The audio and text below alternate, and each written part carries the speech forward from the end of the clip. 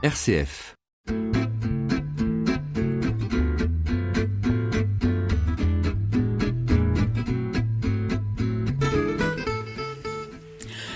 Bonjour à tous. Bonjour Mehdi Noblesse, que nous recevons aujourd'hui dans notre émission. Si vous êtes avec nous aujourd'hui, c'est parce que, vous êtes psychologue, mais un psychologue, est-ce que je peux dire un petit peu particulier dans le sens où vous travaillez dans un ESAT? Oui, alors je ne sais pas si c'est particulier que de travailler dans un ESAT, mais oui, en effet, je travaille dans un ESAT. Oui, quand on parle psychologue, en général, on parle du psychologue de ville ou éventuellement dans un lieu très précis autre. Un ESAT, qui est un établissement de travail, on le précise quand même. Ça peut paraître peut-être un peu plus original, en tout cas pour beaucoup de nos auditeurs. C'est vrai que ça peut paraître différent, on va le dire comme ça. Alors, quel est votre rôle dans cet ESAT? Alors, dans un ESAT, le rôle du psychologue, enfin en tout cas en ce qui me concerne, c'est vraiment d'accompagner les travailleurs dans les difficultés qu'ils peuvent rencontrer à l'ESAT, que ce soit dans la verbalisation des ressentis, que ce soit dans les relations avec les collègues ou avec les moniteurs. C'est aussi à un moment donné servir de médiateur en fait avec les autres, quoi. Voilà, parce que un ESAT, c'est un lieu quand même particulier puisque c'est un lieu de travail pour des personnes handicapées. Oui, tout à fait. Qui sont bien sûr encadrés, mais je dirais que c'est un lieu quand même fragile, où il y a des gens qui souffrent, qui sont en souffrance, Oui. qui ne peuvent pas toujours le verbaliser, parce que voilà, c'est comme ça. Et donc, vous êtes là un petit peu pour permettre aux gens de verbaliser, et dans tous les sens, que ce soit au niveau des salariés, mais au niveau aussi des gens qui sont et qui travaillent dans les ESAT. Vous y êtes depuis combien de temps dans cet ESAT? Alors, j'y suis depuis février 2012, donc ça fait 5 ans. D'accord. Donc vous êtes à l'ESAT de La Mauldre dans les Yvelines. Oui. Qu'est-ce que vous fabriquez dans cet ESAT? Alors, on a 5 ateliers. Donc, il y a l'atelier conditionnement, donc pour tous les travaux de conditionnement, emballage, étiquetage, etc. On a un atelier espace vert, donc pour tout ce qui est entretien des espaces verts chez des particuliers, donc des sociétés. On a un atelier repasserie, donc ça c'est assez récent, c'est depuis l'année dernière. Donc pour tout ce qui est repassage, entretien du linge, etc. On a un atelier cuisine, donc là c'est juste une liaison froide, donc c'est pas la préparation des plats, c'est uniquement du self-service en fait.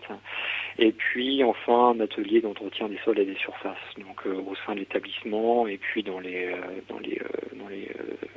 sociétés extérieures. D'accord. Vous êtes géré par quelle association? C'est Altia Moldregali, c'est une association qui est propre aux Yvelines. D'accord. Donc vous êtes dans les Yvelines, donc dans la région parisienne, et donc vous avez, en ce qui vous concerne, eu une idée d'un projet que vous avez mis à exécution. Vous pouvez nous expliquer ça? Oui, tout à fait. Alors c'est ce que j'appelle, c'est pas moi qui ai donné le nom, mais en tout cas je l'ai repris dans la littérature qui existe, donc de la cinémathérapie. Ça a commencé en 2013. Dans un premier temps, en fait, c'est une activité qui a deux facettes: la projection de films à thème ciblé et la réalisation de courts-métrages. Donc là, on a commencé par la projection de films. Moi-même étant passionné de cinéma, donc j'ai voulu mettre ça en place. Le but, c'est de projeter des films qui ont un thème fort, avec des messages clés, et de revenir ensuite au cours de débat avec les participants sur les messages ou les moments forts du film, pour faire le parallèle avec les problématiques que rencontrent les personnes.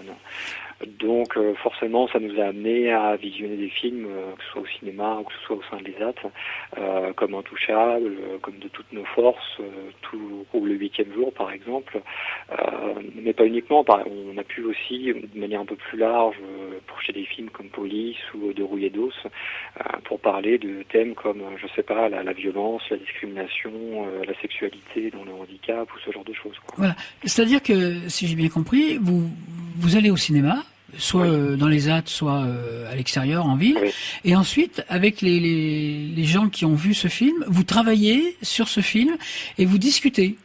Tout à fait. En fait, alors généralement, enfin, quand c'est des projections en interne, c'est un petit groupe, mais par contre, quand on va sur l'extérieur, c'est l'ensemble de l'ESAT qui se déplace pour pouvoir assister à la projection. Et ensuite, j'organise des débats d'une heure environ avec des participants, enfin avec un groupe de 10-12 personnes, enfin plusieurs groupes de 10 ou 12 personnes, pour discuter des moments forts du film, pour éclairer un petit peu les zones d'ombre, peut-être les sujets ou les moments qui n'auraient pas forcément été compris, pour faire des parallèles, encore une fois, avec les problématiques que les travailleurs rencontrent dans leur propre vie. C'est le but est vraiment thérapeutique. C'est pas juste discuter du film. Il y a cet aspect aussi ludique et pédagogique, parfois aussi décrypter un petit peu les effets spéciaux ou quels effets vont être utilisés à ce moment-là, ou l'impact de la musique, par exemple, sur le ressenti. C'est vraiment faire le parallèle avec leur propre vécu, avec est-ce qu'ils ont pu s'identifier avec les personnages, est-ce que ce que vivent les personnages, est-ce qu'ils ont vécu la même chose, etc. quoi. Oui, c'est important ce que vous dites, parce que c'est vrai que quand on va voir un film, quelquefois on a besoin, même nous valides, enfin je veux dire tout le monde, a besoin quelquefois quand un film a été très violent par exemple, ou très douloureux, avec des fins quelquefois un peu difficiles. C'est vrai qu'on blague toujours en disant « Ah, t'as pleuré à la fin du film » ou autre, mais ça représente bien plus que ça. Et donc vous arrivez avec des personnes à le faire et à faire l'équivalent. C'est ça qui est important, c'est l'équivalent de ce qu'ils vivent eux, peut-être quelquefois d'une façon un petit peu différente, mais en tout cas ils peuvent en discuter, ils peuvent ressortir ça. Oui.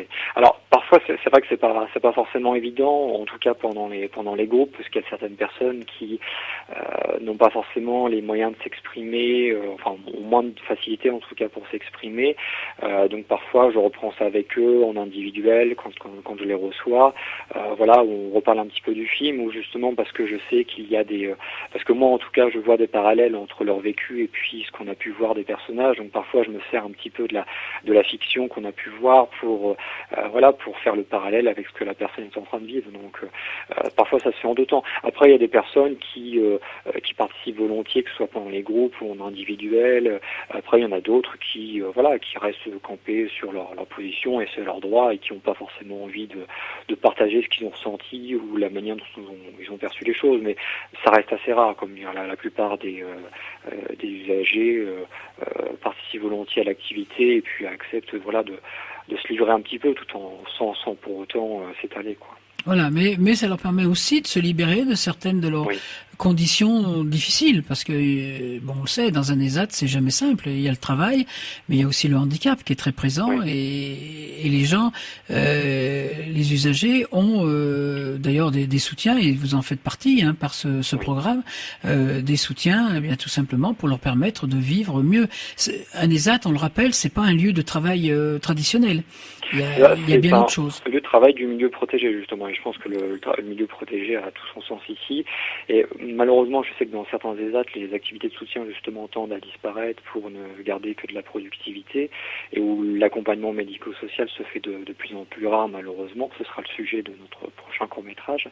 Mais c'est vrai que, en tout cas, l'ESAT de Maule, on a conservé justement ces activités de soutien et cet accompagnement médico-social qui est prégnant. Et je dirais même au-delà du fait du travail, dont on y fait dans le milieu du travail, c'est pas forcément évident de parler de ces choses-là, mais il y a aussi l'aspect que on est dans un ESAT où il y a essentiellement des hommes, et c'est vrai qu'il y a aussi tout cet aspect aussi de la virilité, de la masculinité, et donc à un moment donné, même si à mon sens ils ont peut-être moins de difficultés en tout cas à s'exprimer sur des choses très personnelles et très sensibles que des personnes qui sont du milieu ordinaire. C'est vrai que il y a toujours cet aspect de camaraderie et de virilité, qui fait qu'aussi c'est parfois difficile de parler de soi et puis de parler de ses problèmes, ses difficultés ou de son vécu, alors qu'on doit donner une image forte, quoi.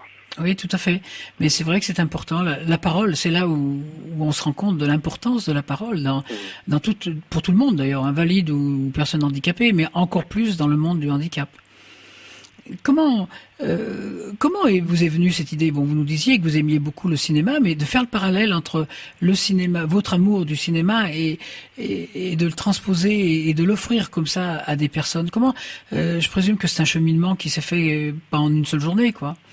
En fait, j'avais eu ce projet-là quand j'étais encore en études. C'était un projet que j'avais eu pour mon master professionnel, mais que j'avais pas pu concrétiser parce que, enfin voilà, parce que le lieu de stage s'y prêtait pas forcément. Et du coup, j'avais toujours eu en tête parce que j'avais découvert ça, donc notamment des auteurs comme comment dire Materazzi, qui est un psychiatre argentin, qui lui a développé ce qu'il appelle le psychocinéma, donc qui justement parle de ça, qui établit un petit peu les règles, je dirais, de comment dire, des courts-métrages qui sont filmés. Donc oui, parce que je disais tout à l'heure qu'il y avait les deux parties, donc la projection de films et puis la réalisation de courts-métrages. Donc avec le psychocinéma, on est plutôt du côté de la réalisation de courts-métrages, où justement on implique les personnes que l'on reçoit, etc.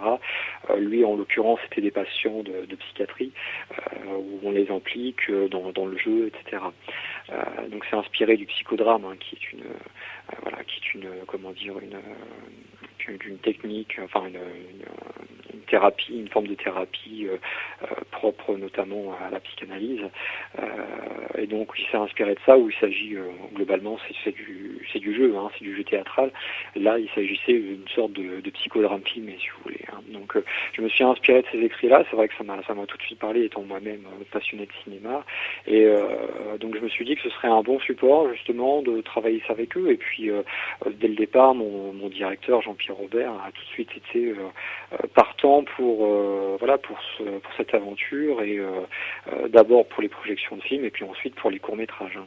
Oui, c'est vrai qu'alors on a beaucoup parlé de la présentation des films et autres. On parlera dans un second temps de la création, mais c'est vrai que c'est important aussi, et vous avez raison de le souligner, que le directeur soit complètement ouvert à ce projet-là, sinon rien ne peut se faire. Oui. Et ça, c'est vraiment important. Bravo, vous le remercierez pour nous, parce que c'est vrai que c'est important d'avoir cette ouverture d'esprit et de dire, on fait un petit peu autre chose que ce qu'on a l'habitude de faire dans un ESAT ou dans des établissements comme ça. Je pense que c'est une vraie dynamique, qui est certainement pas, qui est pas exclusive à l'ESAT de Maule, mais en tout cas qui est, je pense, assez caractéristique de l'ESAT de Maule. Il y a vraiment cette volonté de, certes, il y a la productivité. Certes, il y a le travail en tant que tel, mais il y a une réelle volonté à côté de ça d'offrir aux usagers autre chose que le travail en lui-même. Et puis, en contrepartie, c'est aussi que les moniteurs et que l'équipe, en règle générale, puissent partager d'autres moments aussi avec les usagers. Je vois par exemple, il y a aussi l'activité course à pied. Ils sont allés faire une course à pied, enfin ils ont fait une course l'année dernière. Voilà, c'est aussi valorisant pour eux de pouvoir se défendre, de pouvoir aussi s'exprimer en tout cas d'une autre manière que par les compétences professionnelles, quoi. Voilà, et puis dans la course à pied, il y a aussi la solidarité. Oui, la solidarité, et puis surtout que voilà, c'était des courses en équipe, donc ça prend tout son sens, quoi. Voilà, ça c'est quelque chose à mettre en valeur aujourd'hui. Vous le disiez, c'est quelquefois un petit peu mis en danger par tout simplement par les pressions subies, et c'est vrai que c'est important d'avoir des gens qui parlent comme vous, en tout cas. On va faire une petite pause musicale. Je vais vous demander ce que vous avez choisi, et puis on vous retrouvera après pour parler vraiment de ces courts-métrages que vous allez créer. D'accord. Qu'est-ce que vous avez choisi comme musique? Alors, c'est Space Oddity de David Bowie, mais repris dans le film La vie rêvée de Walter Mitty, qu'on est allé voir nous au cinéma avec les AT. D'accord, donc là c'est vraiment un partage complet avec ce que vous faites. Eh bien, on écoute et on se retrouve tout de suite après. À tout de suite. D'accord, merci.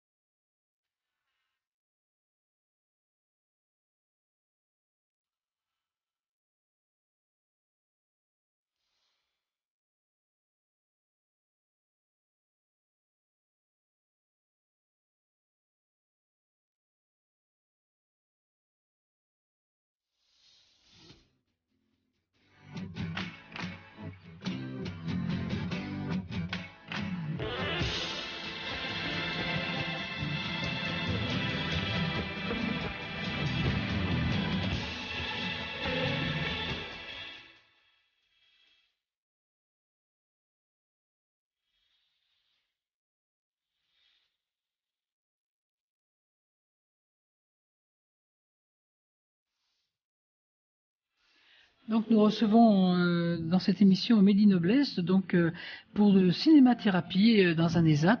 Alors Mehdi, on parlait bien sûr du fait d'aller voir des films, mais vous avez une autre activité qui est celle de créer des films, des courts-métrages. Comment est-ce que ça se passe? Alors, comment est-ce que ça se passe? Dans un premier temps, en fait, j'ai entendu parler du festival Regard Croisé de Nîmes, enfin qui se déroulait jusqu'à maintenant à Nîmes et maintenant on va se délocaliser en Bretagne, qui est un festival de court-métrage spécialisé dans le handicap. Et quand j'ai vu ça, je me suis dit, il faut absolument qu'on saute sur l'occasion. Donc ça, c'était en avril 2014.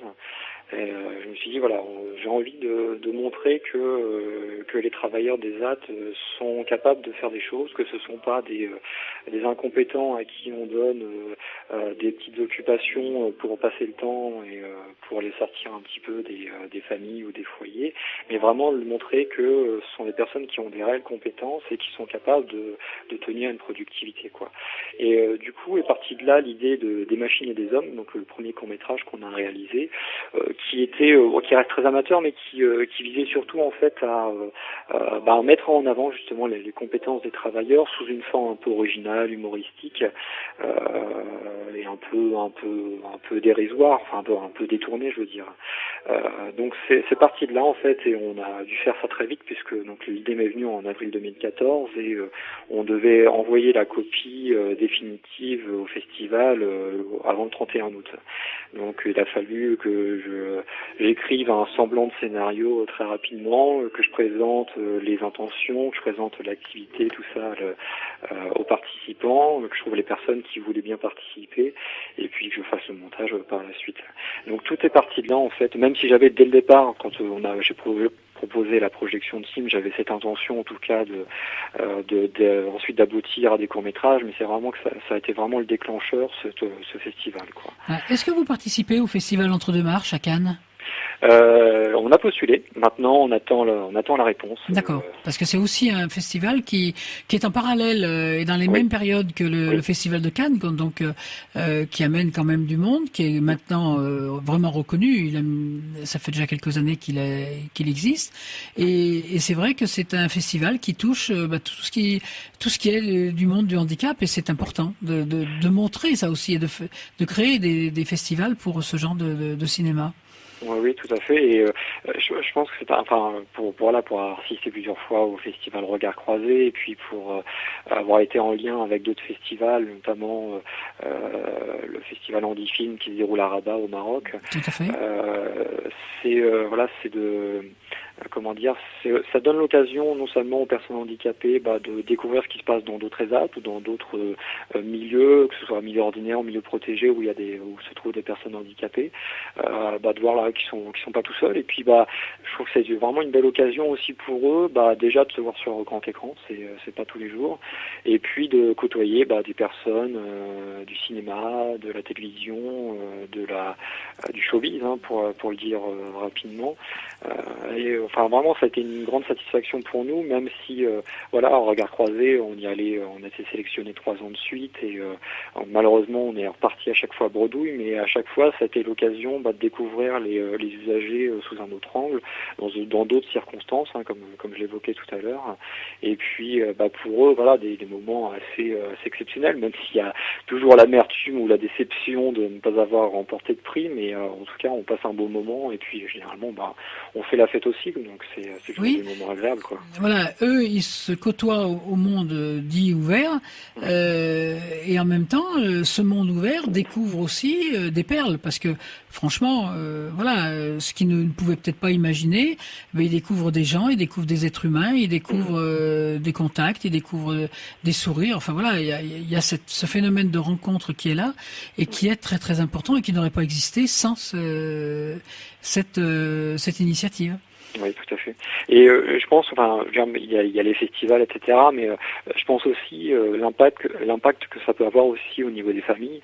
Je vois parce que une fois que le montage est terminé, je donne un DVD du film à l'ensemble des participants, et pour beaucoup, c'est une réelle fierté de montrer ça au niveau de la famille. Et puis c'est vrai, c'est là où sont aussi les enjeux thérapeutiques de la démarche, c'est que certes, on passe un bon moment, et puis ça permet de découvrir autre chose. donc il y a un aspect culturel qui est important, mais la contrepartie aussi, c'est qu'on travaille aussi sur tout ce qui touche à l'image de soi, à la confiance en soi, aussi je dirais même à l'amour de soi, enfin vraiment tout ce qui touche à l'estime de soi. Et au niveau des familles, c'est important aussi, parce que non seulement, alors comme pour le premier court-métrage du Machine et les hommes, on insistait sur les compétences des travailleurs, ça permet de montrer, parce que certaines familles ne savent pas, ou certains amis même ne savent pas exactement ce que fait le travailleur quand il est à ELSAT, mais aussi pour le court-métrage qu'on a fait en 2015, donc Duel sur les rives de la Mondre, donc qui est une parodie de western. Ça a permis vraiment de montrer que voilà, certains étaient capables de jouer la comédie, d'être sérieux, d'être impliqués dans la démarche, et parfois de livrer des performances qui sont aussi bonnes que celles de comédiens professionnels. Et ça, je le tiens pas de mon analyse, c'est vraiment les retours que j'ai eus parfois de sélectionneurs, parce que j'ai parfois proposé ce film à des festivals de courts-métrages un peu partout dans le monde, et certains étaient spécialisés dans le handicap, et ils nous disaient vous n'avez pas dû comprendre que la consigne, c'est que c'était réservé pour des personnes handicapées. Mais je leur dis, mais vous savez que les personnes que vous êtes en train de voir, ce sont des personnes handicapées. Et les gens étaient vraiment stupéfaits de découvrir le jeu des acteurs, quoi. D'où l'importance aussi du regard, parce que je dirais tous ceux qui ont participé, ils se sont vus qu'ils sous un autre angle, avec d'autres possibilités que vous leur avez offertes, mais les proches ou les moins proches les voient aussi avec un autre regard. Et ça, on le sait, le regard, c'est essentiel quand même, hein. Bien sûr, et voilà, ne serait-ce que, bien entendu, ça reste leur enfant, mais je pense que certains parents ne soupçonnaient pas, je dirais, le potentiel, en tout cas, d'acteurs ou de je sais pas, de prestance ou même de charisme. Si vous regardez Duel sur les rives de la Mondre, quand vous regardez Bertie Noël qui tient le rôle principal et qui ne dit pas un mot un seul instant, tout passe par le regard et par sa prestance. Et vraiment, ça a été une surprise. Bon, je soupçonnais qu'il avait ces capacités-là, et c'est pour ça que je tenais absolument à ce qu'il joue le rôle principal, mais ça a été une réelle surprise pour tous les actes et puis pour son entourage de découvrir à quel point il pouvait être bon comédien, et ce qu'il pouvait transmettre, ne serait-ce que par le regard, quoi, toute la sensibilité qu'il y a derrière, quoi. Est-ce que ces courts-métrages, on peut les trouver sur Internet? Oui, tout à fait. Donc l'ESAT a une chaîne YouTube. Donc vous allez sur YouTube, vous tapez ESAT de la Mondre, donc MAULDRE, et vous tomberez donc sur les courts-métrages les 2 premiers courts-métrages qu'on a fait, puis sur tous les petits bonus qu'on a fait à côté, le making-of, la participation au festival, etc. Donc voilà, il suffit de taper ESAT de la Mondre, MAULDRE, et on va tomber sur ces petits courts-métrages qui en disent long, hein. Ils sont petits, mais ils sont grands, parce qu'ils diffusent, on va le dire comme ça. Ouais. En tout cas, on arrive malheureusement déjà à la fin de notre émission. C'est toujours trop court, ces émissions. En tout cas, Mehdi, merci de nous avoir parlé de tout ce que vous faites, et de nous avoir présenté, là encore une fois, les personnes handicapées sous des angles où on va peut-être pas obligatoirement les voir. Merci à vous, et puis à bientôt, parce que on va vous suivre, hein, ne vous inquiétez pas. Bien sûr, il n'y a pas de souci, je reviens quand vous voulez. Eh bien, écoutez, sans problème, en tout cas, merci. Merci à vous, chers auditeurs, et ensemble, faisons face à la vie. Merci, au revoir.